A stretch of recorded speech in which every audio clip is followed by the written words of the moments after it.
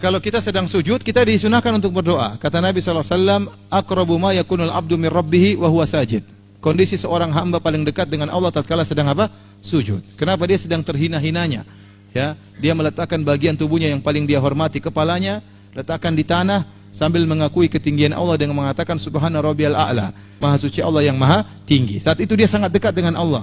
Karena kaedah, semakin seorang merasa hina, semakin rendah di hadapan Allah, dia semakin dekat dengan Allah Subhanahu wa taala. Ini kaedah. Semakin seorang merasa rendah, merasa hina di hadapan Allah, maka kedudukannya semakin tinggi di sisi Allah Subhanahu wa taala. Rasulullah SAW mengatakan, adapun tatkala kamu rukuk, maka agungkanlah Allah dengan mengatakan subhana rabbiyal azim. Wa amma sujud, adapun tatkala sujud, fajtahidu fid du'a, maka bersungguh-sungguhlah dalam berdoa. Faqaminun ayustajaba lakum, karena berdoa tatkala sujud mudah untuk dikabulkan. Maka ini dalil disunahkan untuk berdoa tatkala sujud. Dan bukan dikhususkan dengan sujud terakhir saja. Sujud pertama, sujud kedua, sujud ketiga, sujud keempat, sujud keenam, sujud kedelapan. Kapan kita sujud kita boleh berdoa. Namun saya ingatkan, tatkala Anda sebagai imam, maka Anda jangan lama-lama ya.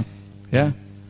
Anda berdoa nangis-nangis, oh, imam makmum belakang bingung ada apa? Ternyata Anda utangnya banyak, nggak lunas-lunas ya.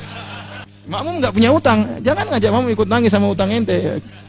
Jadi kalau Anda jadi imam, perhatikan jangan terlalu lama, ya biasa aja. Tapi kalau Anda sholat sendiri bebas, berdoa lama tidak jadi masalah.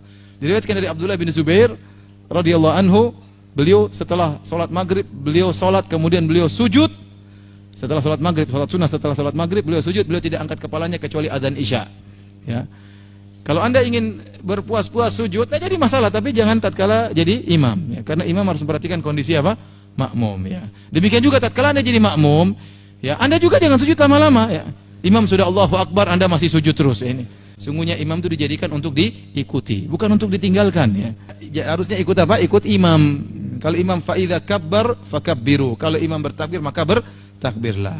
Jadi kompak. Imamnya berdiri, kita ikut berdiri. Imamnya ruku, kita ikut ruku. Jadi boleh Anda berdoa dalam sujud, baik sujud pertama, sujud kedua, sujud ketiga dan seterusnya, tapi dengan perhatikan apa yang tadi saya sebutkan. Pertanyaan berikutnya, apakah boleh kita berdoa dalam sujud pakai bahasa Indonesia?